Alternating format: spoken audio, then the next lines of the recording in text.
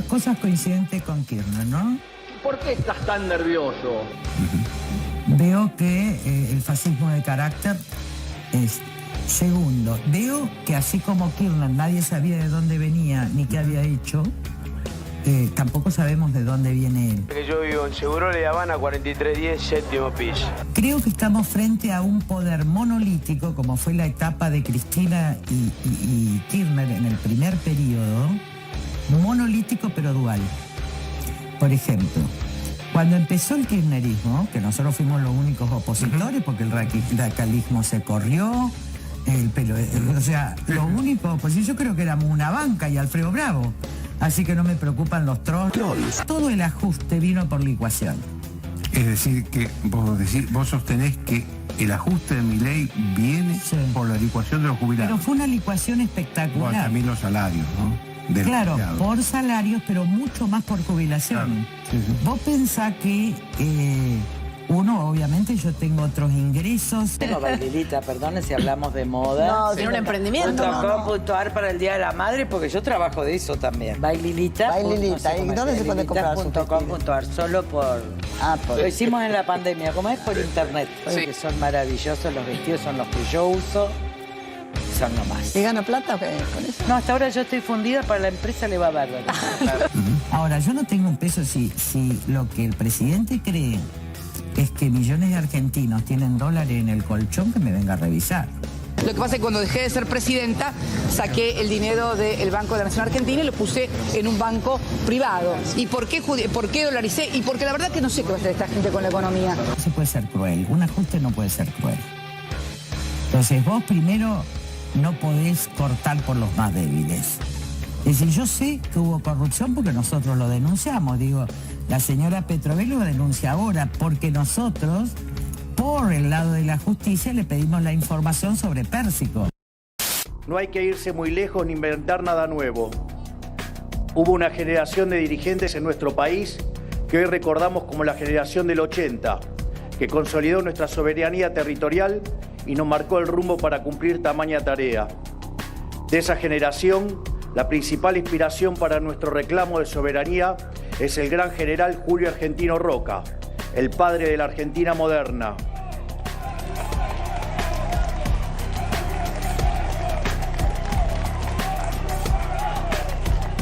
De esa generación, la principal inspiración para nuestro reclamo de soberanía, como decía, es el gran general Julio Argentino Roca, el padre de la Argentina moderna. Él comprendió como nadie el mandato de una economía próspera y de unas fuerzas armadas respetadas como base de una nación grande. Convoco al conjunto de la sociedad y a la dirigencia política a que este 2 de abril inauguremos una nueva era de reconciliación con las Fuerzas Armadas que trasciende a este gobierno. Una era que rinda homenaje sincero a sus héroes, dándole a las Fuerzas Armadas el lugar, el reconocimiento y el apoyo que se merecen.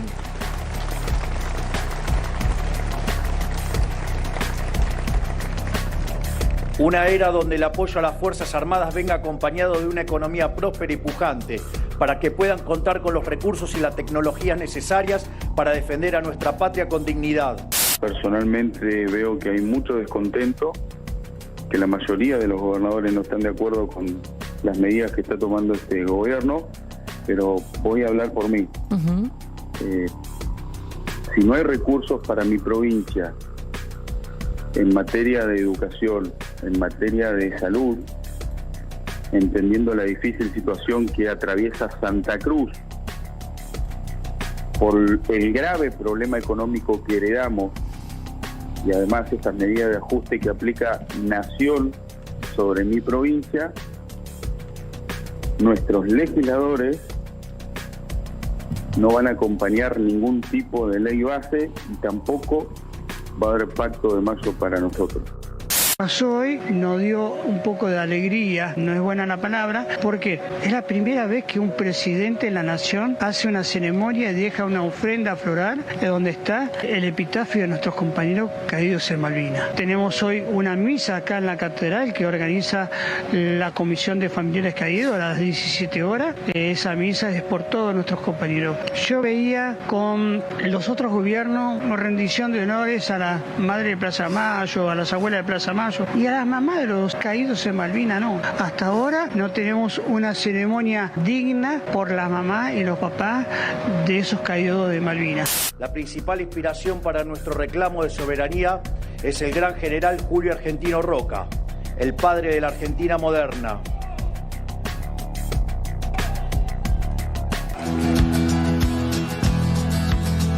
Se despidió y decidió batirse en duelo con el mar y recorrer el mundo en su velero y navegar, navegar. Y se marchó y a su barco le llamó Libertad. Vamos a hacer una denuncia, 21 a 35 minutos. Estamos abriendo un programa en el Día del Héroe de Malvinas. Malvina nos une, es una bandera que nos une. Silvia, buenas noches, ¿cómo le va? Bienvenida. Buenas noches. Gracias. Liliana, bienvenidas. Gracias. Dos mujeres de Malvinas con nosotros, dos heroínas de Malvinas. ¿Qué le pasó hoy con un taxista de la ciudad de Buenos Aires? Me fui a subir para volver de Casa de Gobierno a la Plaza San Martín, donde había dejado mi auto, y cuando me subí, el taxista hizo unos metros y miró por el retrovisor y me dice, ¿usted qué es? Y le digo, siempre nos preguntan cuando nos ven con las medallas, claro, porque les llama la atención, porque poca gente sabe que hubo mujeres en Malvinas. Y entonces le dije, soy veterana de guerra de Malvinas, y me dijo, bájese, porque yo no llevo ni veteranos ni milicos de mierda. Un verdadero hijo de puta. Ese taxista es un hijo de puta. Lo decimos con todas las letras, lo decimos en cámara, lo estamos denunciando. Espero que nos esté escuchando. Ese hombre, si está sentado a la mesa con su familia, con sus hijos, seguramente no tiene cara para mirar a su familia. Porque hoy a Silvia Barrera, que es veterana de Malvinas, que fue instrumentadora quirúrgica y fue voluntaria de Malvinas, y que puso su piel y su sangre por miles y miles de argentinos, como otros tantos héroes y heroínas de Malvinas, hoy fue humillada por un reverendo taxista hijo de puta. ¿Sí? Espero que nos esté viendo. No tenemos el nombre, no tenemos cómo identificarlo, pero recién entra Silvia, entra Liliana al piso, me cuentan esto y cambié el inicio del programa en vivo, 21 a 38, nos están viendo en todo el país. Nos indigna. Me lo cuenta el productor, obviamente, nuestro productor ejecutivo, esto que usted había vivido en la calle, no lo podíamos creer. En un día donde tenemos que reflexionar. Yo las voy a invitar a la mesa, ahora vamos a charlar. En instantes también está Marcelo Lapajucker, que es veterano de Malvinas, y también está con nosotros Gabriela Nasso, ahí está, que es escritora. ¿Quieren pasar? Ahora seguimos charlando, ¿sí? Bueno, yo quiero llevarlos a ustedes a mirar un poco de televisión. Vengan, vamos a ver televisión de la época. ¿Tienen ganas? ¿Tienen ganas de retroceder 42 años? Miren cómo estaba la plaza, miren cómo la bandera argentina nos unía en ese momento, y miren cómo la incursión en Malvinas, yo quiero utilizar las palabras justas, porque hay muchísima sensibilidad en este día, miren cómo el desembarco en Malvinas unía a todos los argentinos como en un mundial. La dictadura necesitaba unir a todos los argentinos como un mundial. Obsérvenlo. Hoy, en el Palacio San Martín, el día para los argentinos, a través de nuestro canciller, que también entra en la historia, Nicanor Costa Méndez, comenzaba así. No hay ninguna respuesta británica, creo que ahora habla el señor Luz por televisión. ¿Usted tiene previsto, señor canciller, alguna reunión con el embajador inglés? No tengo prevista ninguna reunión, ahora tenemos que prever, planificar y ejecutar la acción en Naciones Unidas y luego en la negociación directa con Gran Bretaña para liquidar el traspaso de las islas a la Argentina. Ante la invasión, señor canciller, si es que podemos emplear ese término. De ninguna manera emplearía ese término. ¿Cuál sería el término? Yo diría la recuperación de la irredenta tierra argentina por los argentinos. Correcto. ¿Cómo definiría entonces usted la situación actual? La situación actual militar no la conozco totalmente, estoy esperando las últimas noticias, creo que es positiva. A partir de este momento en Naciones Unidas debemos explicar qué es lo que hemos hecho, por qué lo hemos hecho, cuáles han sido las razones históricas, las razones morales, las razones políticas y las razones jurídicas que nos han llevado a esto.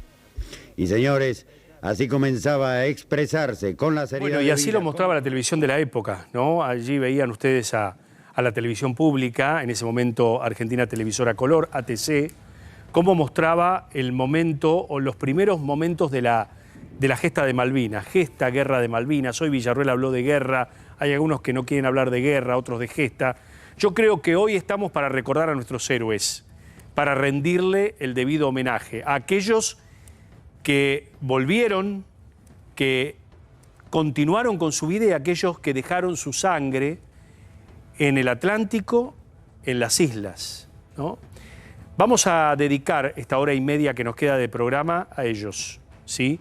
Y quiero volver sobre el tratamiento de la información de ese tiempo, porque la primera víctima de una guerra siempre es la verdad, ¿sí? La verdad es la primera víctima. Y Malvinas no estuvo ajena a eso, ¿no? Yo quiero que ustedes vuelvan al archivo y vean cómo se trataba la información en ese momento. En estos momentos hay también una reunión, entendemos que de gente de distintas extracciones, al igual, en Plaza de Mayo, allí donde muchas veces se han expresado alegrías y ansiedades de los argentinos. Adelante, Valenzuela, por favor. Muchas gracias, Leonardo Yocrón. Usted lo ha dicho. Y la gente que no se retira de la histórica Plaza de Mayo, allí están, quieren alargar, expander este momento de júbilo para nuestra nación, luego de la recuperación de un sector territorial que nos pertenecía.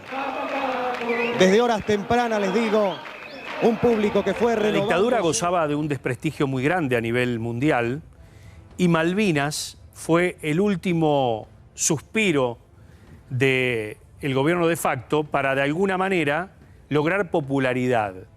Y ese día, todos lo recordamos, yo tenía 10 años. Y quizás festejamos como muchísimas de las personas que estaban allí en la Plaza de Mayo. Nosotros estábamos en el recreo e hicimos una vuelta olímpica, todos los chicos en ese momento. Mientras tanto, miles y miles de jóvenes, muchos de ellos que estaban cursando el servicio militar obligatorio, fueron llevados para combatir allá en las islas, ¿no? Algunos dicen que la verdad es que no estábamos preparados desde la vestimenta. Yo creo que estábamos preparados. Yo creo que el ejército argentino, la Marina, la Fuerza Aérea, fueron fuerzas muy preparadas y que estaban dispuestas a darlo todo en ese momento. Yo no voy a subestimar ni por la edad ni por nada por el estilo, pero sí hacer pie en que quizás no solo deberían haber ido las fuerzas profesionales, sino que el gobierno de facto no debería haber llevado a chicos de 18 años, ¿no? Por una cuestión de edad, no por una cuestión de entrenamiento, por una cuestión de edad. Y allí quedaron, y allí dejaron su sangre por todos nosotros. Por eso vuelvo sobre lo que le pasó a Silvia hoy, ¿no? Parece mentira que un taxista que seguramente sale a ganarse el pan todos los días, ¿no? En esta Argentina tan difícil, ya se ha dicho, no llevo militares de mierda, como le dijo a Silvia hoy, ¿no? Porque Silvia luce en su pecho esas medallas que seguramente hoy disfrutan sus hijos, sus nietos, ¿o no, Silvia? Es así, ¿no? Y tiene esta vivencia para contarle. Ahora vamos a charlar tanto con Mónica como con Silvia. La verdad es que la deuda es muy grande para con los héroes de Malvinas, es muy grande. Y atraviesa a toda la clase política, pero atraviesa a toda la sociedad, porque hubo mucho silencio, hubo ocultamiento, hubo una desmalvinización en los primeros años, ¿no? En los primeros meses, los primeros años, ¿no? Hasta que realmente en cada rincón de la Argentina comenzaron a lograr un reconocimiento, que no fue solamente el monetario, lo que conocemos de la pensión de por vida, vitalicia para todos ellos, un modesto resarcimiento.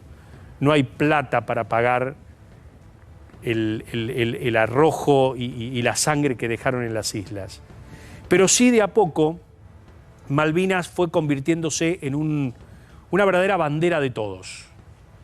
No hay grieta por Malvinas, yo creo que no hay grieta. Algunos quieren alimentar algún tipo de grieta, no, gente que a lo mejor está en desacuerdo con determinado tratamiento. No hay grieta con Malvinas. Desde el presidente más a la izquierda ha ido a pelear a la ONU por Malvinas, hasta Milei, que ha reconocido que hay que pelear por Malvinas, con sus matices, con mayor acercamiento a Gran Bretaña, con menos acercamiento, con el reconocimiento de los habitantes de Malvinas a la autodeterminación o no. Hay que entender que antes de la guerra de Malvinas, la Argentina tenía puentes con las islas. Las empresas del Estado tenían allí delegados.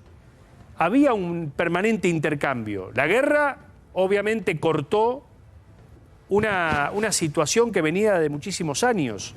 Hubo gobiernos que intentaron otro tipo de acercamiento. Eso no se debate, hay que mirar para el futuro. Lo que sí queda claro que Malvinas es una causa de todos. Tengo más material para compartir con todos ustedes. A ver, mostrame aquel célebre discurso de Galtieri, ¿no? ¿Cuánto se dijo de Galtieri si realmente todas las decisiones las tomó con algún grado de whisky encima, ¿no? Vamos a esto, a ver qué decía Galtieri.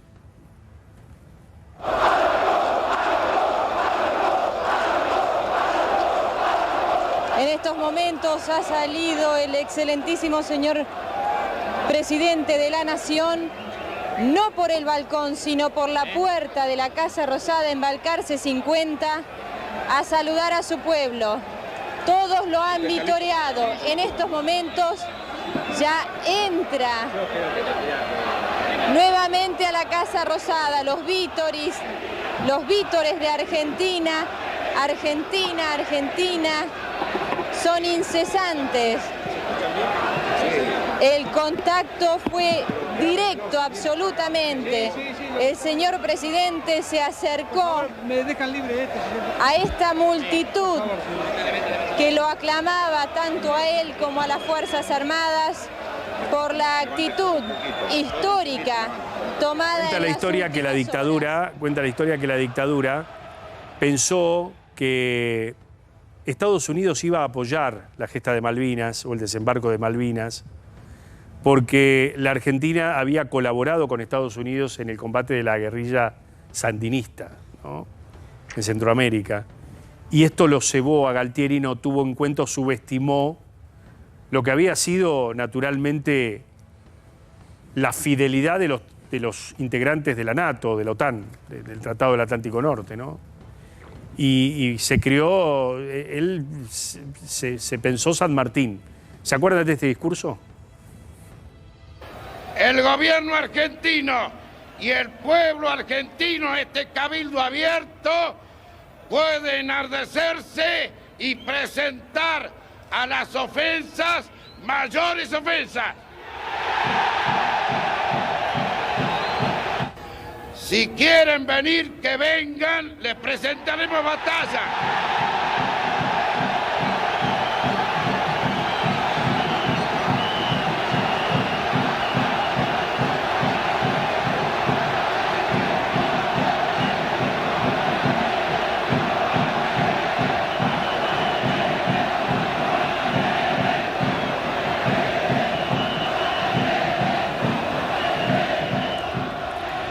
Y miren la perla que encontramos en este discurso, ¿no?, que encontró nuestra producción revisando el archivo de Malvinas.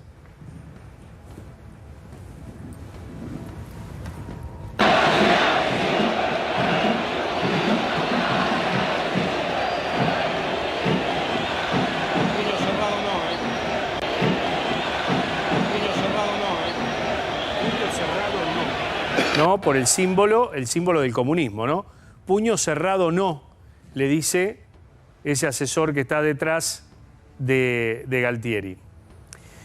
En el año 2007, el Grupo América me envió a Londres para hacer una serie de notas a 25 años de la Guerra de Malvinas. Y tuve la oportunidad de entrevistar al capitán Canessa. El capitán Canessa era un reservista británico que había llegado en la flota, en la flota real, y que fue desembarcado cuando termina la guerra para desactivar las minas antipersonales.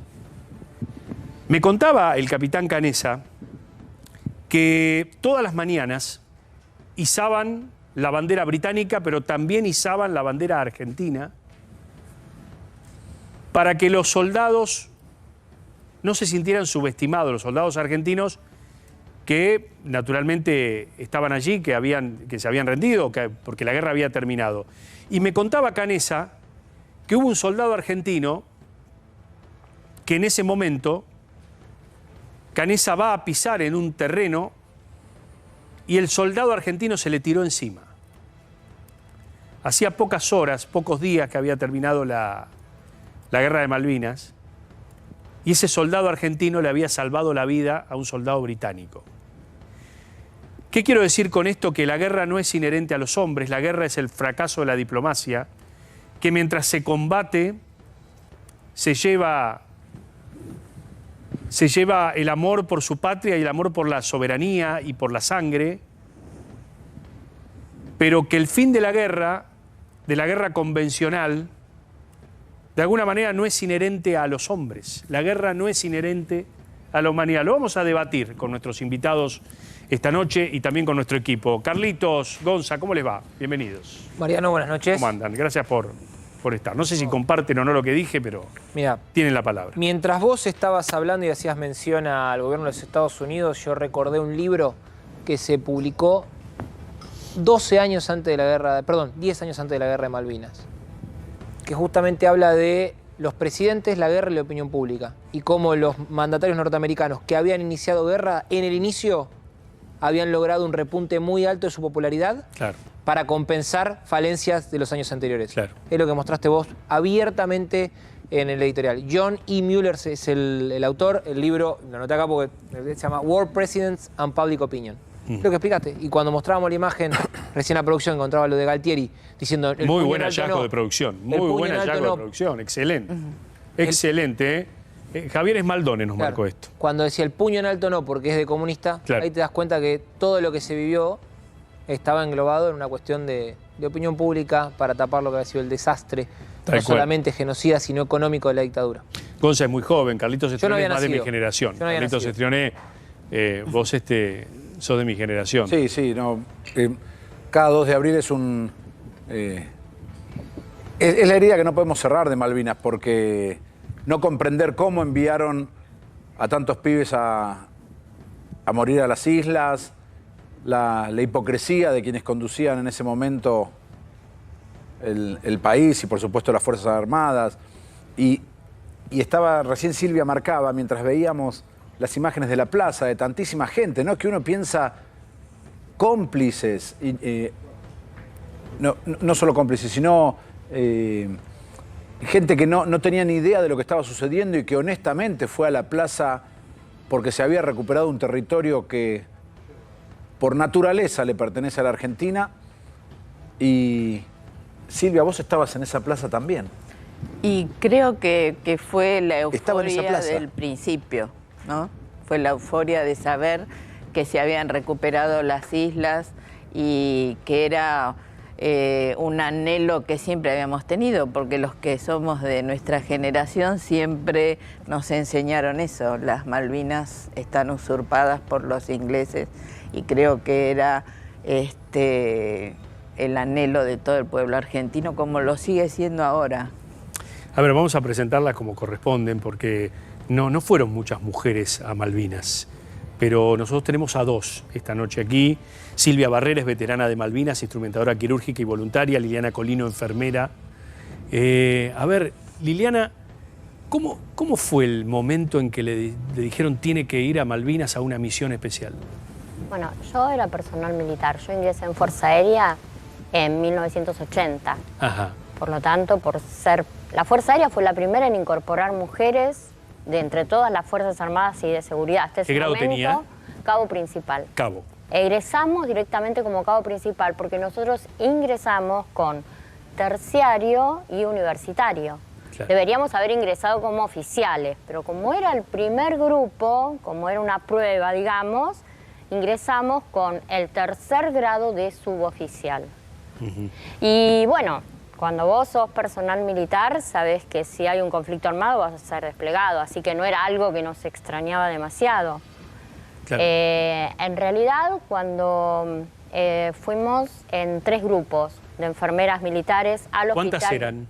Que fuimos a Comodoro, Sí. a Comodoro Rivadavia, 16. Ajá. Fuimos en 3 grupos. Un grupo fue desde los primeros, desde el 10 de abril hasta el 28 de abril. Después yo fui en el segundo grupo del 28 de abril al 2 de junio. Y otro grupo fue desde el 2 de junio hasta el 16 de junio. Y bueno, nosotros en realidad no estábamos incluidas en las tripulaciones de vuelo, aunque sí acá, es decir, en época de paz, nosotros hacíamos guardia de vuelo en aviones de terapia intensiva. Ajá. Pero, claro, nunca había que evacuar 80 pacientes en época de paz, es evidente. Bueno, entonces me solicitaron a ver si aceptaba ir como voluntaria en una tripulación de vuelo. Bueno, primero realicé evacuaciones aeromédicas en Merlin de terapia intensiva dentro de la costa patagónica. Y después en Hércules C-130 de Puerto Argentino a Comodoro. Tuvo que evacuar soldados. Sí, soldados, oficiales, suboficiales y personal civil, todos. Ajá. Porque Fuerza Aérea, a ver, evacuaba todo lo que le mandaba el hospital de Puerto Argentino. Claro, ¿y cómo hacía para volar, perdón, cómo hacía para volar el Hércules al continente cuando ya la flota británica había llegado? En realidad nosotros viajábamos siempre de noche, a la madrugada. Después de las 10, 12 de la noche, con silencio de radio, a ras del mar, con las olas golpeándote contra las ventanillas. Cuando llegábamos a Puerto Argentino, como el Hércules es un avión muy pesado, es muy grande, no puede aterrizar. ¿Por qué? Porque si aterriza necesita mucho tiempo de carreteo para despegar. Como estábamos con alertas rojas, evidentemente no nos podíamos arriesgar. Entonces el Hércules llegaba, carreteaba, y se bajaba la panza del Hércules, la rampa de atrás, descargaba, nosotros nos tirábamos, que nosotros viajábamos acostados arriba de los containers. Nos tirábamos, descargaban los containers, todo con el avión carreteando. Nosotros corríamos para subir al Hércules, empezaban a llegar... Perdón, ¿se tiraban con el avión en movimiento? Claro. ¿En la pista? Sí. ¿Y qué, iban atados a algo? No. Nada. Nada, ¿se tiraban? ¿Cómo se tiraban del avión? Sí, nos tirábamos, es decir, bajábamos primero desde el container al piso del Hércules y después dábamos un salto y bajábamos a la pista. Todo a oscuras, porque no había una luz ahí. ¿Eso cuando volvían?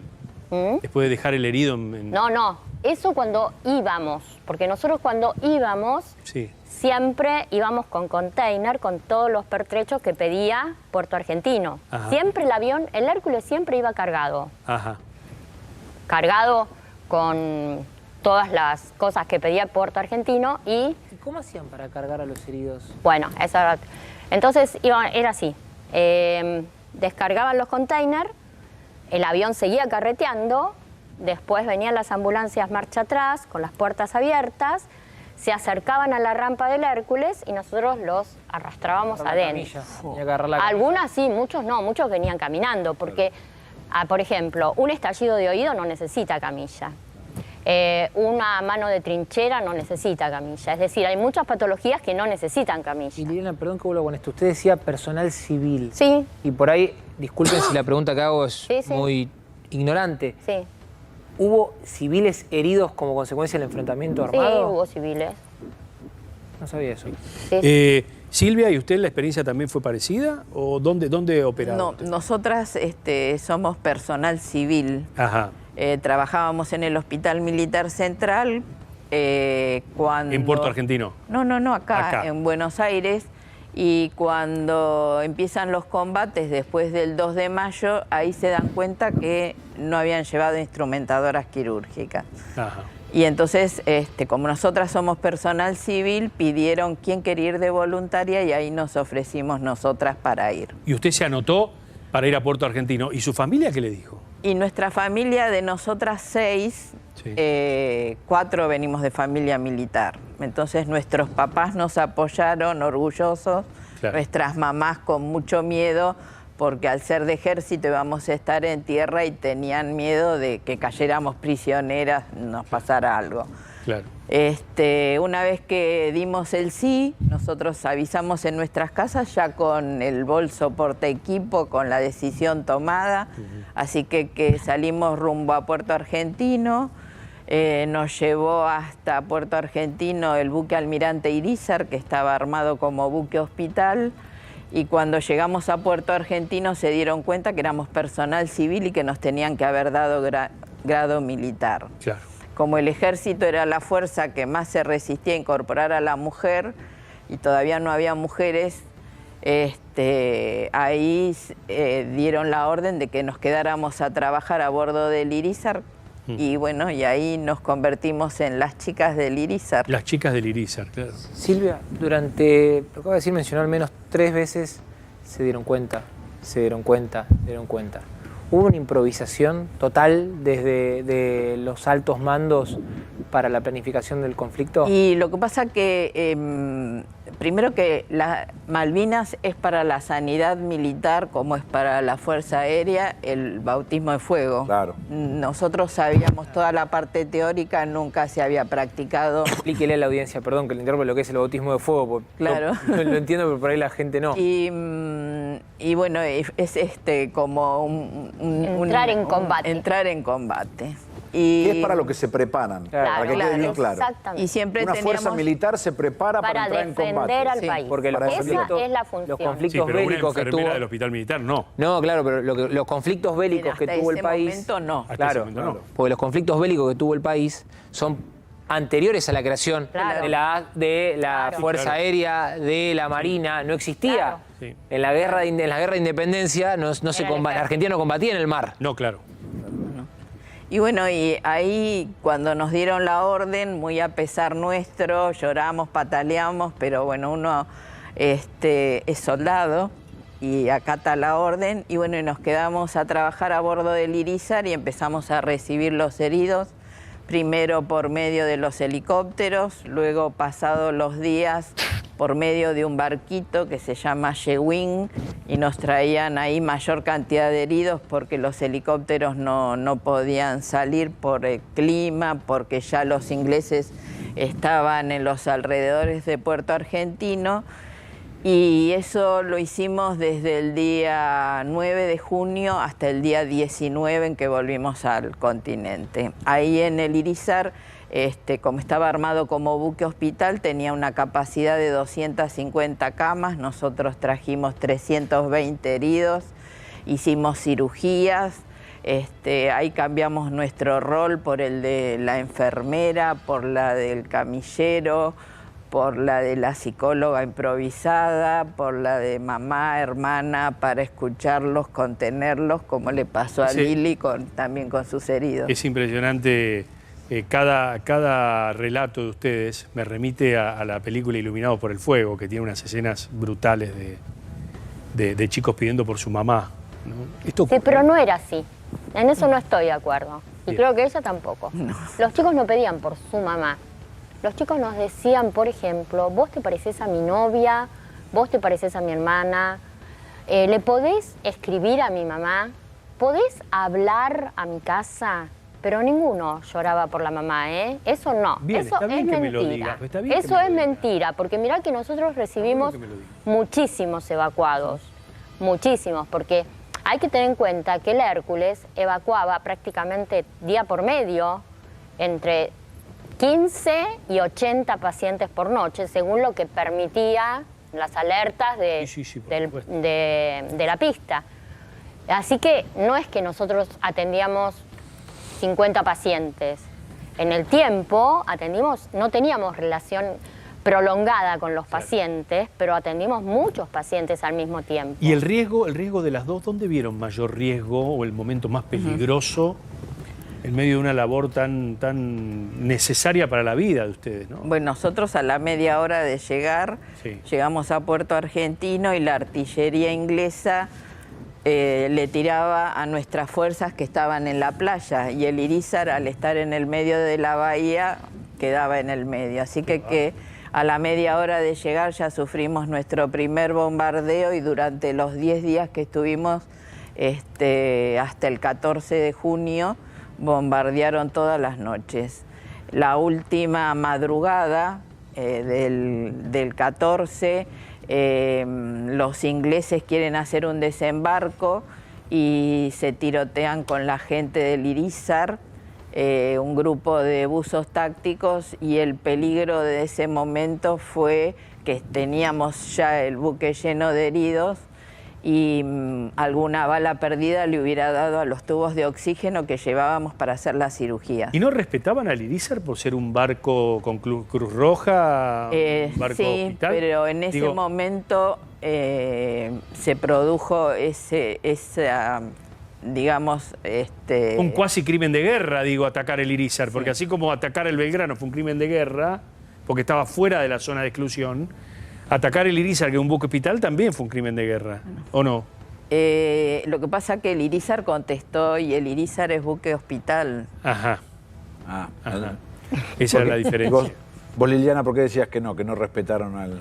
Porque nosotros veníamos en el Hércules, es decir, habían declarado alerta roja en la pista. ¿Qué es alerta roja a la pista? Que hay bombardeo, que se acercan Sea Harrier para bombardear la pista. Entonces, esto se lo avisa la torre de control al piloto. Claro. Nosotros nos damos cuenta porque se empieza a elevar la rampa y sabemos que se terminó, es porque despega.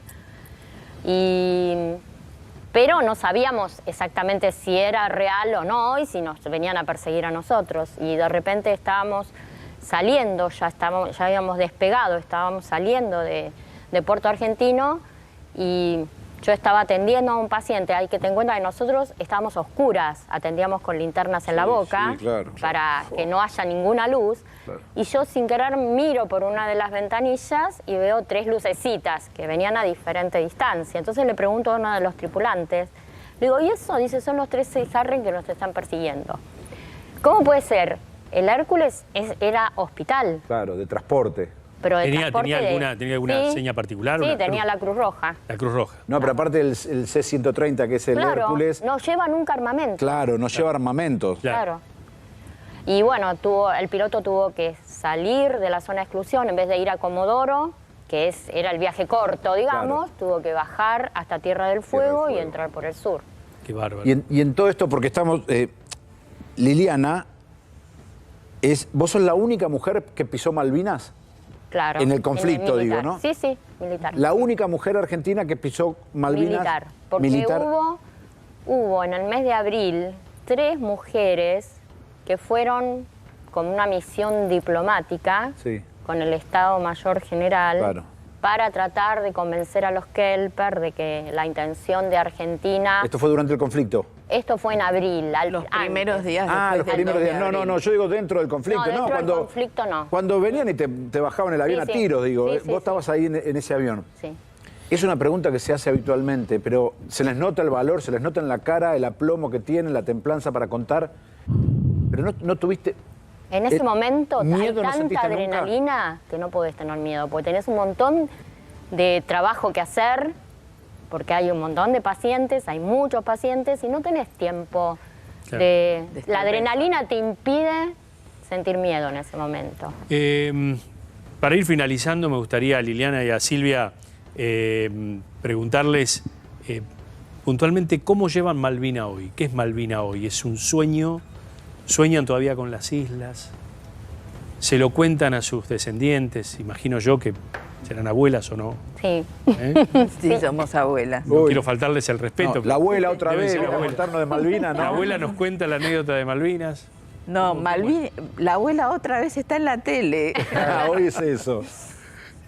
Quédense un ratito. ¿Se quedan un ratitito? Sí, porque voy a hablar con Marcelo Lapa-Hübker, que es veterano de Malvinas, autor del libro Hay dos cartas sin abrir. ¿Cómo le va? ¿Cómo estás, Mariano? Bienvenido. ¿Cómo estás? Quiero que me diga, ¿usted estuvo de acuerdo con todo lo que yo dije en el arranque del programa? ¿O hay algo que le hizo ruido? A mí me hace ruido todo. Todo. Todo. Pero no estuve ecuánime. ¿Querés que te diga si estuviste bien o no? Sí. Sí, la antigrieta sí, para mí es... Malvinas tiene muchos costados, pero lo que es una antigrieta en la Argentina que nunca hubo. Claro. Y vos te fijás entre, digamos, distintos gobiernos que vinieron con el advenimiento de la democracia de Alfonsín hasta acá, nunca separó el tema Malvinas con distintos políticos que estuvieron de turno. Claro, jamás. Exactamente. A ver, antes de ir a la historia de Marcelo, me gustaría revivir un video que nos ha traído Marcelo de cómo fue volver a las Islas Malvinas. ¿En qué año fue esto? 2015. 33 años después. 33 años después usted volvió y así lo mostró. A ver. Con voluntad, pueblo argentino, si quieren venir, que vengan, les presentaremos batalla.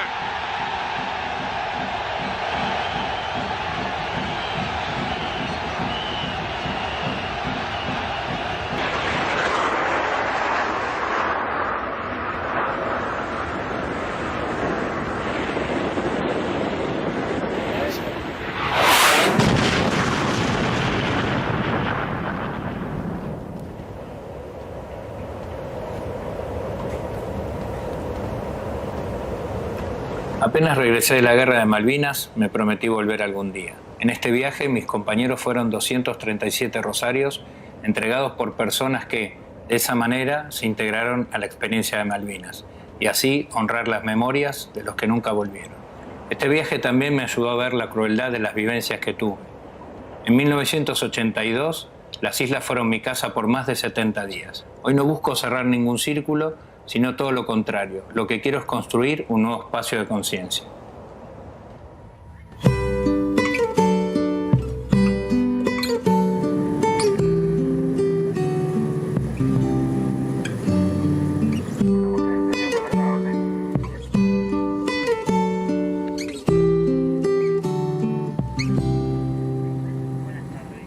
Mamá sabe bien, perdí una batalla.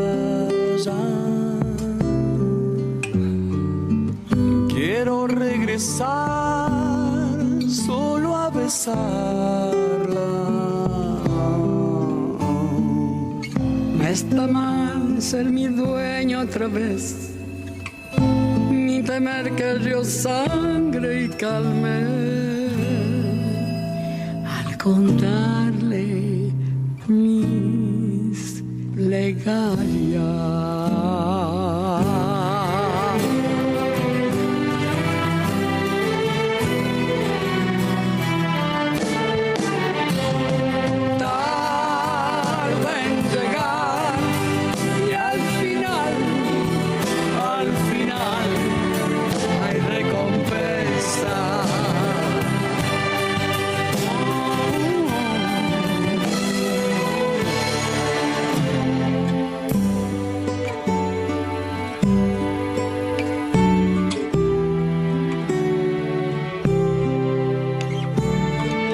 Mamá sabe bien, pequeña princesa. Cuando regresé, todo quemaba.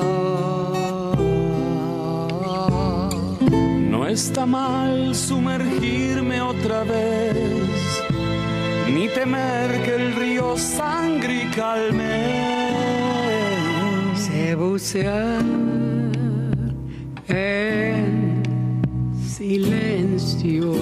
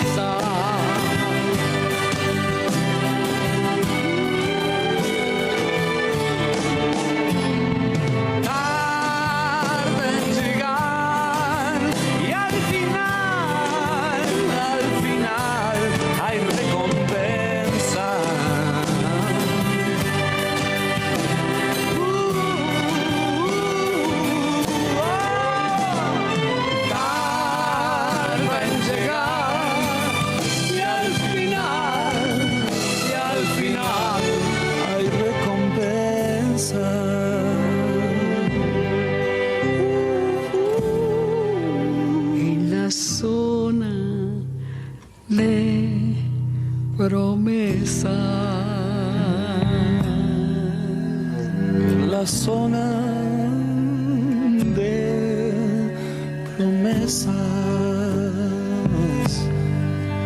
en la zona de promesas, en la zona de promesas.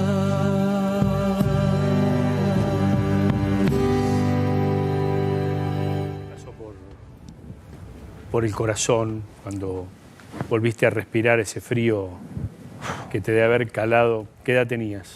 Cuando fui 18. 18. Era soldado nuevo. Es un pibe. Salí del secundario en diciembre del 81 y el 2 de marzo del 82 estaba entrando a la Colimba, conscripto, y 2 escasísimas semanas de instrucción militar a 80 kilómetros de acá.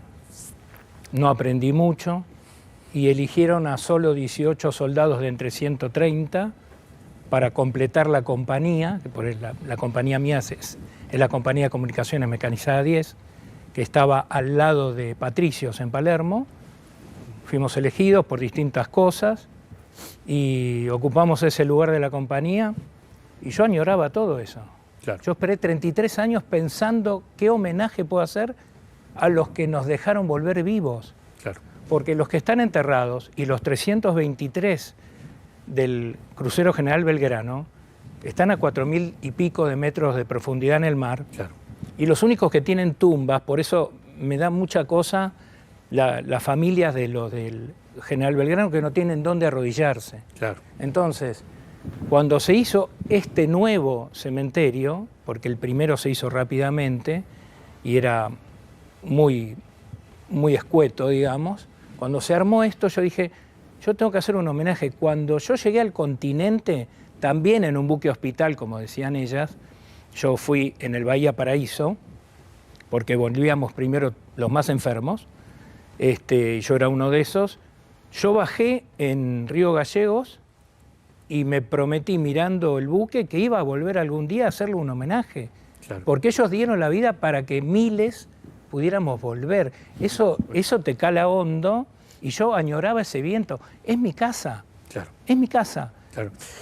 Te veía ahí en el cementerio de Darwin, después vamos a hablar con la autora de un libro que precisamente habla de lo que fue esta maravillosa unión de empresarios, artistas para la identificación de los chicos que quedaron ahí en Malvinas. Y cuando veía el cementerio de Darwin, pensaba cuántas madres se abrazaban esas cruces. Y arrodilladas, viste que había como un dibujo de una abuela, porque parecía una abuela, salía el soldado de su mismo cuerpo. Una cosa increíble. ¿Cuántas madres se abrazaban esas cruces? Porque lo único, pensando haber sido el último aire que respiraron nuestros hijos, ¿no? Te puedo contar una anécdota chiquita. Sí, por supuesto. Porque el secretario de Derechos Humanos que llevó a cabo ese proyecto de la identificación, Claudio Abruj, en el año 2018, creo que viajaron un 26 de marzo del 2018. Un compañero nuestro viajó, Roberto Mena. Genial. Estuvo trabajando en toda la parte de la identificación. Yo quise ir y por supuesto no me dejaron porque iban solo familiares, yo estaba desesperado por ir, no pude, yo ya había estado en 2015 y te digo que te estremece entrar a ese cementerio. Claro, todos dicen, hay una paz en un cementerio, pero acá es distinto. Claro. Acá es distinto. ¿Por qué? Porque si vos mirás la vista casi aérea que yo pude tomar, porque me fui solito con una cámara, y es un páramo. Está también en una hondonada que casi no se ve de la ruta.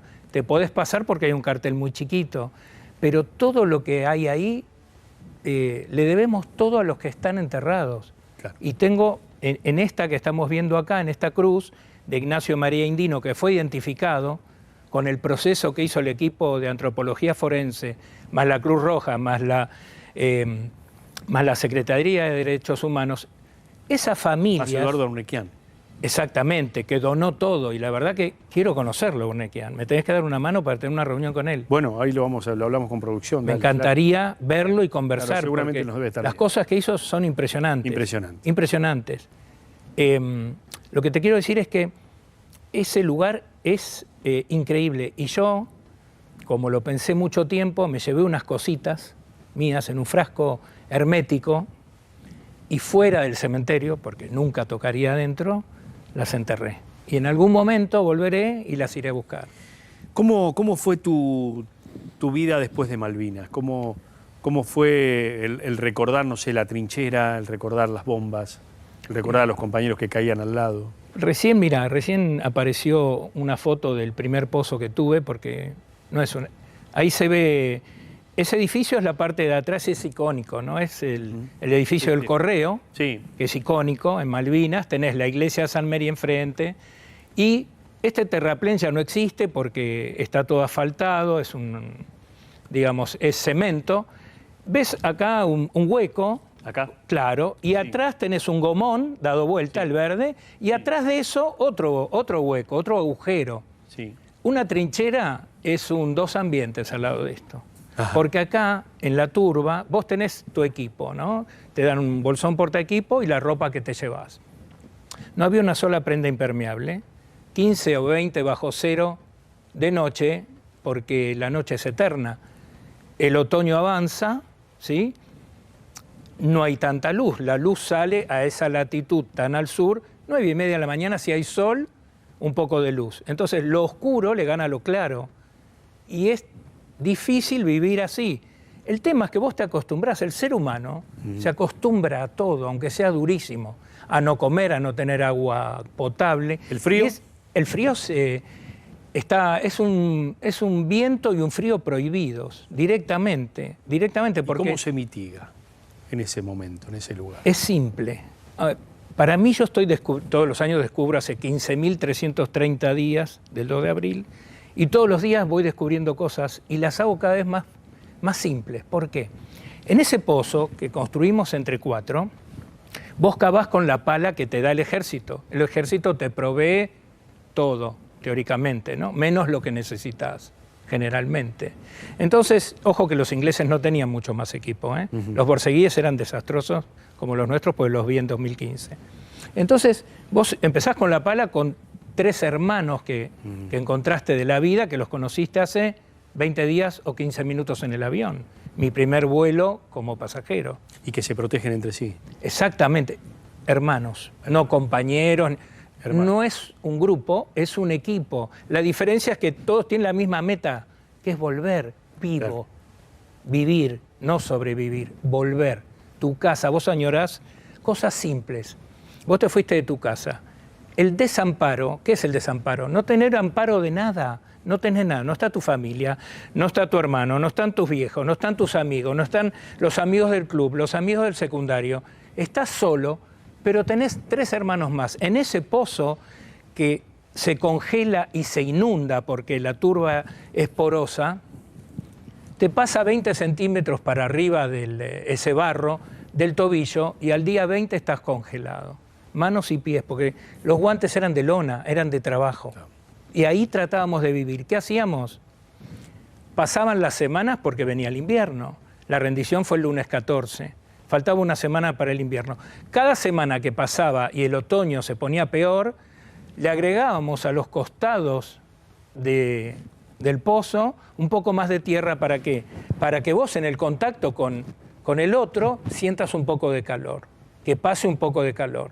Conseguir comida era fundamental, pero las chicas decían recién cuando gritaban alerta roja, el 1 de mayo, histórico, primer ataque aéreo de los ingleses, 4:40 de la mañana. Yo estaba en ese primer piso, durmiendo en un piso seco que dormimos, creo que 6 días de los 66 que estuve. Y claro, cuando empiezan a pasar misiles, trazantes, bombazos que van directamente a la pista y al aeropuerto donde bajamos todos, yo me levanto y ahogado del ruido, no podía respirar, y me agarraba de las solapas de mis amigos y le decía, ¿qué es alerta roja? Claro. Yo no sabía si el avión que pasaba por arriba era nuestro o era inglés. Claro. No lo sabía. ¿Y las bombas te repiqueteaban ahí cerca de...? Es impresionante. Verlas pasar y retumbar te deja absolutamente sordo. Ella decía, la explosión del oído. ¿Cuánto de ese padecimiento, de estar con guantes de lona, de zapatillas que a lo mejor te te pasaban el frío, no estar con bolseos potentes para el frío, responsabilizás al gobierno de ese momento, digo. Y yo le doy el 100%. ¿Cuánto de desprotección es por eso?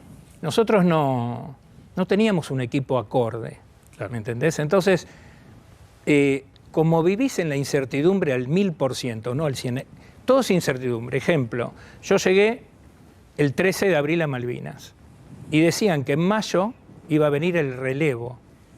Y el relevo no vino nunca. Ese día nos miramos todos y dijimos, bueno, ahora los protagonistas vamos a ser nosotros y nos vamos a tener que arreglar. Claro. Y nos arreglábamos como podíamos, robando comida, encontrando agua potable, porque la planta de potabilizadora... Robando comida, ahí te quiero hacer una pregunta, ¿sí? Porque todo lo que se escribió de ese momento hasta acá, habla de castigos a aquellos a lo mejor que habían robado comida, con soldados estaqueados y torturados. ¿A vos te torturaron? No, no me torturaron, por suerte no. No, ni me conociste Conozco relatos y les doy, digamos, la derecha porque sé que eso está ya todo escrito desde hace 42 años, pero claro, yo era el encargado de los 4 del pozo, sí, de conseguir comida, porque siempre fui muy curioso y yo observaba todo porque estás 7x24 de guardia. ¿Pero hubo violaciones a los derechos humanos? ¿Estaquearon soldados? Yo entiendo que sí, porque hay informes y hay juicios y ya están bastante avanzados. Ajá. Y bueno, pasaron 42 años, ¿no? Carlitos. Marcelo, todo mi respeto, lo mismo que a las señoras acá, ¿no? Mi respeto, mi admiración y la gloria y el honor para todos ustedes. Te quiero hacer una pregunta personal, porque vos contabas esto de venía el relevo, nos quedábamos ahí, gracias a ellos nosotros pudimos volver. Yo, de testimonios que hemos leído, ¿alguna vez te cuestionaste por qué vos sí volviste y por qué otros no? Todo el tiempo. Hace 42 años. Todos los días. ¿Genera culpa eso? Sí, claro que genera culpa, por supuesto que sí. Porque escuché hace unos días que un veterano dijo, hubiera preferido morir y no haber vuelto. Yo no creo que tiene que ser así, pero hay un autocastigo eso se llama la culpa o el síndrome del sobreviviente. Sí, exactamente. Es horrible. En los campos de concentración pasó lo mismo con el nazismo. Es terrible. Todo se repite. Vos fijate que cuando empezaste el informe y hablaban de la prensa de ese momento, eso es propaganda.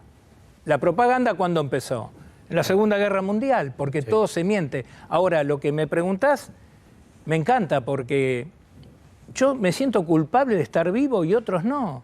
Entonces, si vos pensás que hay casi el doble de muertos por suicidio y adicciones... Casi es el número de muertos exactamente en combate. Es decir, mira, hace 2 semanas murieron 3 veteranos, porque fui a hacer un trámite y me enteré de eso. Todos los días alguno muere ahora. Pero los suicidios es un número brutal como el de la muerte en combate. Cuidado que en proporción los ingleses tienen más porcentaje, eso lo leí una vez con números, más porcentaje que los argentinos. Ahora, no está bueno de ninguno de los dos lados. Ahora, por supuesto. ¿Qué haces para evitar eso? Contención. Hay una palabra, si hubiera creo que no sé si hay o no, la juego, un diccionario argentino, falta la palabra posguerra. Claro. ¿Vos escuchaste hablar de posguerra acá? No, nunca. Recién ahora, pasaron 42 años. Sí. ¿Y tuviste que hablar con un psicólogo o tuviste que tener alguna sesión de...? Acá estamos en Palermo, ¿no? Sí. Bueno, una muy amiga mía, yo tuve la suerte de tener muchísimos amigos, no solo del secundario, sino del club donde yo jugaba y qué sé yo. Entonces, una muy amiga, Clarisa, me dijo, yo quería salir de ese loop negativo que me iba a chupar, ¿no? Me iba a comer. Y me dijo, tengo una psicóloga que te va a ayudar, está en Palermo. Hace muchos años, estamos hablando hace más de 40, antes vos tocabas el portero eléctrico y te abrían y dejaban abierta la puerta del consultorio. Y me senté en un sillón. Al minuto 5 me fui. Eso fue lo más cerca que estuve. Nada más. Hablaban recién de la posguerra, lo que le pasó a Silvia, ¿escuchaste? Absolutamente, sí. ¿No? Fíjate vos, y vuelvo a decir, esto que pasó... ese taxista energúmeno que no la quiso llevar hoy. Lo que pasa es que es ignorante, no conoce, ignora. Entonces, mezcla todo. En Argentina mezclamos todo. Sí, claro, en absolutamente. Argentina mezclamos todo. Es tal terrible, cual, tal cual, terrible. tal cual. Y eso no ayuda, porque, fíjate, hoy venía pensando en esto. ¿Qué fue la guerra de Malvinas en el punto de la política argentina? Una puerta enorme para el advenimiento de la democracia, porque esto empujó y caló en la sociedad. ¿Para qué? Para decir, no queremos más esto. Esa plaza que nosotros veíamos allí, ¿no? Esa plaza repleta de gente, yo decía, se vivió como un mundial. Nosotros con 10 años haciendo una vuelta olímpica en una escuela pública de un pueblito cordobés donde me crié, que eso se reprodujo en todos lados. Absolutamente, sí. Digo, eso fue la antesala de lo que fue después la libertad. Exactamente. La libertad del 10 de diciembre del 80. Que puedas elegir. Puedas elegir. Exacto, digo, en ese momento quizás estábamos ya con una premonición de que venía la libertad.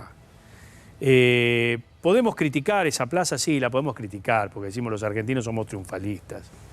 La gente también fue a esa plaza también muchas veces por ignorancia.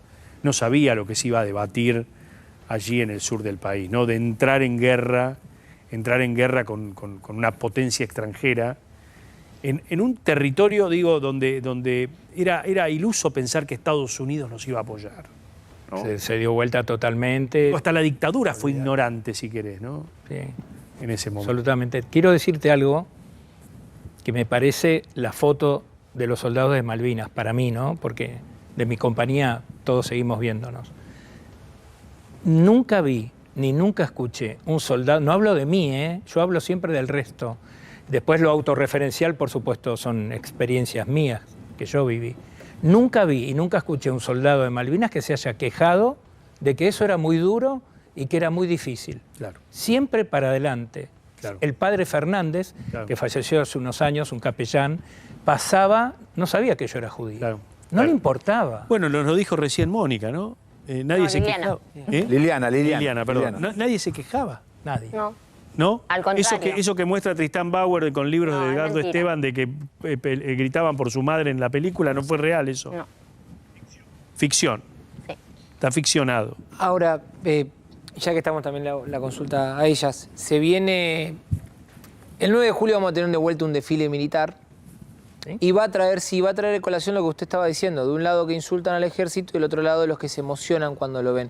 Y no podía dejar de pensar en esa grieta, si se quiere, medio tonta, que ya no tiene sentido de ser, mientras usted estaba justamente hablando de eso y en lo que dijo hoy el presidente de la reconciliación que tiene que tener la sociedad con las Fuerzas Armadas. Es una grieta inútil, no nos sirve a nadie, no sirve, no va. Nosotros, imagínate que la canción del Mundial trajo de vuelta, porque ganamos el Mundial, a los pibes de Malvinas. A los 20 años, en 2002, también explotó el tema de Malvinas, que estuvimos escondidos, digamos, por negación que la sociedad mezclaba a los militares que fueron con los soldados conscriptos, nada que ver. Y cada vez que hay un número redondo, a los 40 años, también se recordó. Ahora, como para darte no sé si un cierre o algo redondo, ¿qué es lo que busco yo como veterano? Primero, tratar de sacarme la culpa de estar vivo, que es un trabajo de todos los días. Y segundo, nos falta un abrazo de la sociedad. Sí. ¿Por qué? Porque esto cambió, la mirada de Malvinas cambió. Exactamente. Ahora, a ver, la sumo a Gabriela Nasso, que es autora de Esquirlas en la memoria. Imagino yo que todo lo que has construido en la literatura tiene que ver con lo de la identificación, ¿no? De los testimonios y demás, ¿no? Bienvenida. Sí, muchas gracias por el espacio. Yo llegué a Malvinas en realidad por el periodismo. Yo soy periodista y realizadora audiovisual y este libro cuenta la historia de cómo... ¿Un poco más alto? Sí. Esquirlas en la memoria es justamente lo que él mencionaba. Esas esquirlas en la memoria es esa deuda pendiente, ese sentimiento para con los compañeros caídos, no identificados. Este libro cuenta la historia de los excombatientes del CECIM La Plata y un grupo de familiares para identificar a los soldados argentinos enterrados como en el cementerio de Darwin. Y es una historia que comienza con la batalla del Monte London. Claro, que es una de las batallas más cruentas. Sí, ¿no? Que duró muchas más horas de lo que Mostranos el libro, mostranos, ahí está, ese es el libro. Al Regimiento 7. Ahí está, un poco más arriba. Me dijiste de La Plata, ¿no? Alcancé a escuchar que me dijiste de La Plata. Sí. La verdad es que yo recién comentaba, ¿no? Esto de esa mamá que llega al cementerio y hace la analogía de lo que puede haber sentido su hijo en ese momento, con ese aire que se respira ahí, ¿no? ¿Vos viviste lo mismo cuando escuchabas esos testimonios? Yo vengo escuchando estos testimonios hace muchos años, porque yo llegué al proceso de identificación en 2016 y la idea de hacer este libro surgió en 2022 con Victoria Torres, mi colega, y vengo escuchando a los excombatientes del CECIM y otros excombatientes como Silvio Cat, como Zambrino de Chaco, y son historias que conmueven y fundamentales de contar y poner en palabras estas experiencias. Ellos que tuvieron que sepultar a sus compañeros caídos fueron tomados prisioneros y obligados a sepultarlos con las pocas fuerzas que tenían, no solo producto del combate, sino también por lo que mencionaba acá, el avanzado estado de desnutrición, y eso se debe también al acaparamiento de alimento por parte de oficiales y suboficiales de las Fuerzas Armadas. Claro. Eso es así, hay testimonios que dan cuenta, hay una causa que es la causa 1777 de 2007, radicada en Río Grande, Tierra del Fuego, donde hay más de 200 denuncias y más de 100 militares acusados de torturar soldados, en muchos casos por proveerse de alimento. Y cuando hablamos de torturas, hablamos de estaqueos, de picana con teléfono de campaña, de inmersión en agua helada. Había un especial ensañamiento, sobre todo en el Regimiento 3 de la Tablada, con los soldados judíos, por su condición de judío. A ver, Marcelo, recién vos hablaste del tema de los relatos estos de soldados estaqueados. Lo que está diciendo allí Gabriela, ¿es verdad esto? Digo, Sí, porque leí los informes. Sí, tal cual. Sí. Y esto realmente fue así, digo, se plasmó en denuncias judiciales. Sí, porque como decía ella también, hubo antisemitismo de parte de muchos militares, no de todos. Claro. Yo, por ejemplo, en la compañía Comunicaciones 10, nunca tuve un problema. Yo era uno más, como tendría que haber sido siempre. Bueno, a ver, era evidente que una dictadura tan sangrienta como la que tuvimos a partir del 76, en este epílogo, ¿no? donde de alguna manera utilizaron a soldados profesionales, a conscriptos en esta gesta, en esta guerra, obviamente que esto se iba a traslucir también allí en las islas, ¿no? Sí, en algún momento iba a salir. En algún momento iba a salir. No sé si Liliana quiere aportar algo también de esto. Sí, con respecto al acaparamiento a que se refiere, nosotros, como yo les conté, llevábamos todas las noches, llevábamos todo lo que pedía Puerto Argentino. ¿Cuál fue el problema que tenía Puerto Argentino? ¿Y por qué se encontró todo en el hangar de Puerto Argentino, en los depósitos? Sí. Porque después que se produce el desembarco, ya fue muy difícil poder distribuir en las trincheras, porque antes se entregaba todo a través de los helicópteros. Después fue imposible, porque cada helicóptero que era enviado era derribado. Entonces tuvieron que empezar a llevar todo a mano. A mano. Ahora, ¿te imaginas caminar por la turba con viento, con frío, con lluvia y cargado? ¿Hasta cuándo podés llegar? Hay que tener en cuenta que la única pista que había utilizable para el Hércules es la de Puerto Argentino, que está al norte de la isla Soledad. Claro. Llegar a todas las trincheras era imposible. No había forma de hacerlo. Claro, la logística se complicaba. Claro. Gonzalito, ¿querés hacer una pregunta? Sí, quiero retomar lo que estamos hablando con Marcelo hace un rato, nada más, de esta grieta tonta, estúpida, inútil. Y la quiero hacer extensiva también a Liliana y a Silvia. ¿Qué les pasa cuando escuchan a personas que, si llegan a tirar un tiro cerca de ellos, se orinan, critican? No, en serio, lo digo por mi generación. Básicamente, mucha gente de mi generación, que si uno se pone al lado y tira un disparo, y simplemente un chasquibún, se hacen pis encima del miedo, ¿qué les genera a ustedes cuando los escuchan a ellos criticar a los héroes y heroínas de Malvinas? Porque lamentablemente es parte de un discurso dominante en mi generación. Creo que eso es parte de un problema de enseñanza de valores durante la escuela primaria.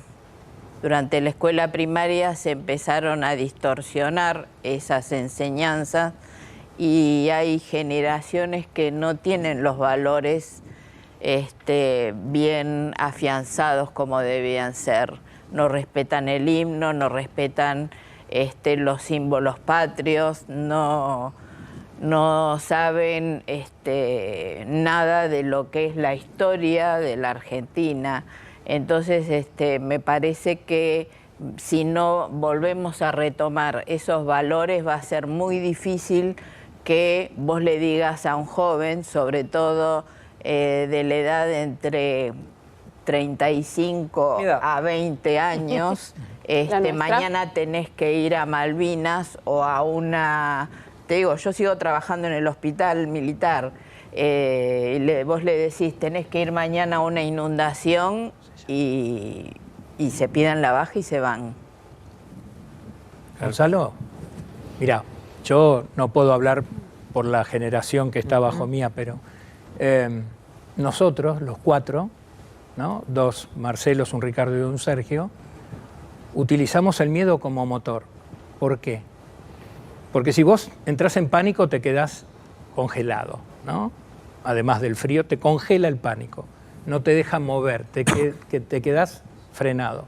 Ahora, cuando vos te vas acostumbrando, es loquísimo lo que te voy a decir, a que te caigan bombas y que te tiren todo el día, porque el 2 de mayo hundieron el Belgrano, todos muy tristes con la noticia, y ahí ya te diría, de mitad de mayo para adelante, hasta el 14 de junio, no paró nunca el bombardeo, ni de día ni de noche, no había un respiro. Ese miedo te ayuda a accionar. Entonces nosotros, que en un momento fue un juego un poquito difícil, ya teníamos en el sonido y el silbido de cada bomba dónde iba a caer más o menos. ¿Salíamos del agujero o no? Entonces, cuando vos confías en el otro y te apoyás en el otro, yo era el más flojito, todos volvimos, pero volvimos porque éramos un equipo. Nosotros, hay una pulsión por vivir. ¿Por qué eras el más flojito? Porque yo fui el primero que me enfermaba y el primero que se caía en la calle o en la turba porque estaba con hielo o congelado. Yo había perdido 16 kilos, tenía manos y pies congelados y ya estaba recontra para atrás, por eso volví en el Bahía Paraíso con 3 compañeros más. Y cuando yo me tuve que en el campo, hay que estar en un campo de prisioneros, ¿eh? Imagínate. No, la verdad que no. No importa si tenés 18, yo cumplí 19 en las ¿Cómo te Malvinas. trataron ahí? No me trataron porque no estaban los ingleses. Todos me preguntan lo mismo. Che, ¿y los ingleses? Pasaban con los Sea Harrier, ¿se acuerdan, no? Son un desastre porque despegan así, decían. ¿Vos los veías? Te pasaban por arriba de la cabeza. El campo de prisioneros nuestro, ¿sabes qué era? El campo donde está el aeropuerto. Con todos esos pozos que hacían las bombas del 1 de mayo y se llenaban de lluvia y de agua-nieve, de ahí sacábamos agua con las cantimploras para poder tratar de calentar con unas pastillas de alcohol. Ahora, la unión que hay, cuando... Mira, esa foto, si la pueden llevar para atrás, de los soldados, digamos, de A1 en fila ya desarmados por los ingleses, cuando... Ahí, ¿ves? Esto es tremendo, porque que vos veas volar tu fusil, que es lo que vos crees que te va a salvar, porque yo nunca lo probé, y muchos periodistas se enojaban. ¿Cómo, usted nunca tiró? No, por suerte no. Mirá cómo hace Gonzalo, ¿cómo te va a preguntar eso? Entonces yo digo, por suerte no tiré. Nunca supe si funcionaba. Entonces, había si yo que no funcionaba. lo tendría que usar, no sé tampoco. ¿Por qué no tuviste que tirar? Porque en Puerto Argentino yo estaba, mi primera guardia, que no me lo voy a olvidar nunca en mi vida, ni la primera ni las últimas, a mí me metieron en un cabo primero que tomó ese grupo, dijo, ustedes son comando y seguridad. No sé qué es comando, no sé qué es seguridad. Primera guardia, madrugada, o sea, cerrado, todo muy cerrado, muy oscuro, y pasábamos por al lado de las casas que había unos ligustros que yo no me olvido más cómo me rozaban en el uniforme. Me dice, bueno, usted se queda acá, cuerpo a tierra y apuntando para allá. Si ve algo que se mueve, le pregunta alto quién vive y ahí, como digo, chistosamente se inventó la password, que era el santo y seña. Era una frase de 2 palabras, ¿no? Para que el otro indique lo mismo y no lo bajes. Yo me tiré ahí, cuerpo a tierra, totalmente en un charco, helado, y me vinieron a buscar a la mañana del otro día y yo todavía estaba tirado. A ver, es un programa muy especial el que estamos viviendo esta noche aquí en A24, estamos en vivo, estamos recorriendo no solo el testimonio de Marcelo, sino también el de Liliana, el de Silvia. Liliana y Silvia fueron de las pocas mujeres que estuvieron allí en el Teatro de la Guerra, y mientras Marcelo nos habla desde la trinchera, Silvia y Liliana nos lleva al lugar donde llegaban los heridos, ¿no? Yo imagino que esas imágenes no se borran, ¿no? Liliana, Silvia, quedan por siempre, ¿no? ¿Qué es lo que recuerdan así con mayor presencia cuando apoyan la cabeza en la almohada? Bueno, creo que son cosas puntuales, ¿no? Primero el llegar a Malvinas y ver lo grandes que son. Cuando a nosotros nos enseñaron, son esas islitas chiquitas que están abajo en el sur, y vos llegás y ves esa inmensidad, de repente es como un shock al principio. La primera oleada de heridos, las primeras cirugías, las cirugías con el movimiento del buque, que es lo que más nos complicó a nosotras. Creo que hay un montón de cosas que nos vamos a acordar siempre, ¿no? No había monitoreo, no había terapia intermedia, nada. Sí. Ah, había. Terapia intermedia, 3 quirófanos, todo. Los últimos días los heridos venían directamente desde el campo de batalla, porque ya el hospital de Puerto Argentino había colapsado y ya no se hacía la cirugía, y después nos los traían cuando ya estaban compensados. Claro. Entonces ya esa última oleada de heridos vino, había que romperles la ropa, bañarlos, ya era otro tipo de herido en carne viva. ¿Y el hospital de Puerto Argentino era un hospital británico o era un hospital de campaña montado por...? Era una colonia de vacaciones a la que se le adosó un hospital quirúrgico móvil que era parte de... De campaña, es decir, provisto por el ejército argentino. De la Fuerza Aérea. Por la Fuerza Aérea. Ajá. Sí. ¿Y los médicos todos argentinos? Sí, de la Fuerza Aérea y del ejército en su mayoría. Por eso en el Irizar venía todo el grupo de médicos de la Armada, porque junto con nosotros íbamos a hacer el recambio, como decía él, y nunca se hizo. Liliana, ¿y usted cuál es la imagen que le viene hacia la memoria cuando apoya la cabeza en la almohada hoy, 42 años después?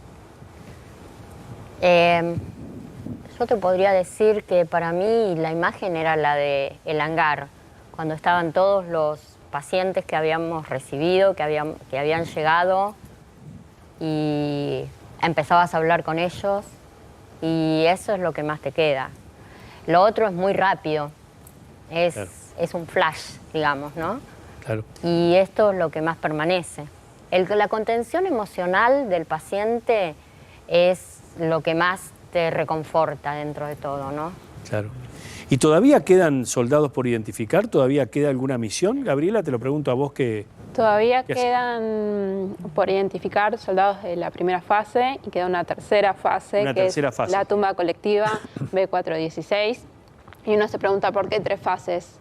Porque la primera se abocó a las tumbas que tenían la leyenda soldado argentino solo conocido por Dios, que eran las tumbas NN, y la C110 y la B416, que son las 2 tumbas colectivas, no se tocaron porque en la remodelación que hizo la Comisión de Familiares en 2004, esas tumbas, que originalmente decían soldado argentino solo conocido por Dios, pasaron a tener nombres puestos sin ningún criterio, porque esa remodelación fue una remodelación superficial. Se cambiaron las cruces y las placas, y los que estaban en las cruces pasaron a ser lápidas.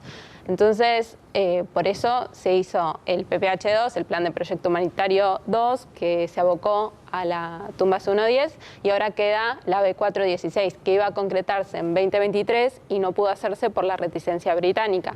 Y a su vez, hay familiares que dieron sus muestras y que no coinciden con las tumbas exhumadas. Ajá. Bueno, pero siempre hay una posibilidad de continuar con esto, que es una verdadera labor. Recién lo hablábamos, ¿no? Desde Gabriela Cochiffi hasta Roger Water, pasando por el empresario Eduardo Nequian, que ha puesto... Y con Julio Aro, que claro, que con Geoffrey Cardoso, ayudó un montón. Exactamente. Todo ese puente que han establecido todas estas personas para lograr la identificación de los de los soldados. Me queda para el final preguntarles cómo fue la vida de cada uno, ¿no? ¿Cómo fue la vida de cada uno? ¿Querés empezar vos, Marcelo? A ver, sí. No sé, ¿qué pudiste hacer en estos 42 años? Hice de todo. Me casé, me puse de novio el 2 de abril del 83, a las 2 de la tarde, un sábado, totalmente loco. Al año de Malvinas, totalmente loco. Armé una familia, tengo trabajo, tengo mi casa, pero para terminar yo, porque si no te voy a llevar mucho tiempo, esto, como digo, es inabarcable. Vos recién hablabas de una imagen, ¿no? Y a mí lo que me viene, después de ver esa fila de soldados ya desarmados argentinos, que vos ves lo que se llama el peso de la derrota. ¿Viste cuando se habla del peso de la derrota? ¿Sabes dónde pega? En la nuca, y vos bajás la cabeza. Cuando nosotros subimos al barco de noche, al Bahía Paraíso, que es tremendamente enorme, un buque hospital y un rompehielo, al otro día era 20 de junio, porque subimos en la madrugada del 20, ¿no? Cuando nos llamaron a cubierta, así como estábamos todos destruidos, enfermos, cansados, flacos, congelados, en el mástil empezaron a subir la bandera. Y la primera vez que yo vi que todos levantábamos la cabeza para verla flamear fue en ese momento. Yo me llevo todas las noches, cuando cierro los ojos, esa imagen. Eso para mí es lo más. Coincide con lo que me contó el capitán Canesa, ¿no? De cuando estaban desenterrando las minas personales. Preguntarle a los tres, ¿agradecen algo de haber pasado por Malvinas? Sí, todo. Todo, porque aprendí un montón. Porque para mí la guerra es una escuela. Fue una escuela. Y es una escuela. Porque me dejó de todo. Yo también aprendí profesionalmente, aprendí cosas que jamás hubiera podido aprender.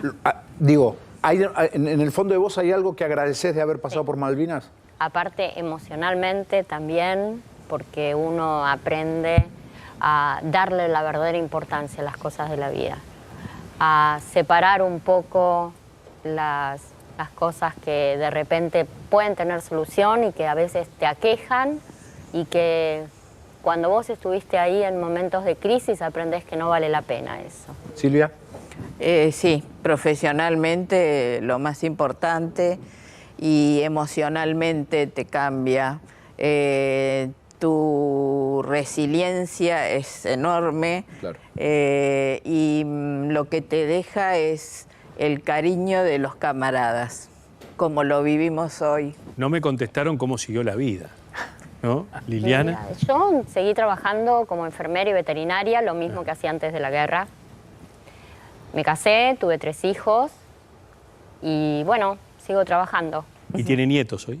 Tengo un nieto también. Un nieto. Ajá. Bien. De 3 años. Qué maravilloso. Muy bien. Maravilloso. Bueno, yo sigo trabajando en el Hospital Militar Central hace 43 años. Sigo viendo a mis pacientes porque como se siguen atendiendo en el hospital, los tengo todos los días, así que nos seguimos viendo, seguimos en contacto, vamos a dar charlas juntos a los colegios. Me casé, tengo 4 hijos, 2 varones, 2 mujeres. La más chica es soldado voluntaria y tengo un nieto de 10 años. Maravilloso. Les quiero agradecer. Gracias. Gracias, Mariano. Muchas gracias. Muchas gracias. Gracias, en serio. Gracias. Muchas gracias. Muy amable. Les voy a dar un beso a... Fue emocionante todo, ¿eh? La verdad que uno de los mejores programas que hemos tenido. Gracias, ¿eh? Buena vida. Gracias. Y gracias. Buena vida y gracias. No, gracias. Y gracias de todo el... Gracias, señorita. Gracias, Muchísimas gracias. Te dejo un libro. Bueno, muchas gracias. Ahí está. Esquirlas de la memoria. Gracias por todo lo que estás haciendo también, por poner en escena, por poner en escena la memoria de Malvinas. Me parece que el deber nuestro como comunicadores es mantener viva esa llama de Malvinas en las generaciones. No sé, en nuestros hijos, ¿no? En las nuevas generaciones, en los chicos que vienen, que toman contacto con esto. Y vuelvo sobre lo que decía en el arranque del programa. Malvinas nos une. No hay grieta. Digo, hablamos tanto en estos últimos 20 años, 20 y pico años de grieta. Bueno, Malvinas nos une. No sé si coinciden conmigo. ¿Pueden? No. Quiero cerrar con algo que decía, si no me equivoco, Liliana, o Silvia lo decía. tiene que ser enseñada en la escuela Malvinas. Malvinas, los chicos de nuestras primarias no tienen la más mínima idea de qué fue Malvinas. No, nosotras nos estamos ocupando muchísimo de eso. Yo digo como política de Estado. Yo digo como política educativa. Como política de Estado, nosotros no tendríamos que ir todos los días a un colegio. No, lo conozco, he tenido la suerte de haber sido educado en una escuela pública que me enseñó sobre Malvinas también, que han hablado sobre Malvinas y han venido combatientes a la escuela. Pero digo, debería ser un tema central en la educación argentina. Sí. Muchas gracias a todos, gracias al público también, a las decenas y decenas de mensajes que tenemos, que se han sumado aquí esta noche a Equipo de Noticias, un equipo de noticias diferente. Llega Babi, que también tiene mucho de la historia, hoy con el corazón también en la mano sobre Malvinas. Babi en la continuidad. Gracias. Como yo siempre digo, nosotros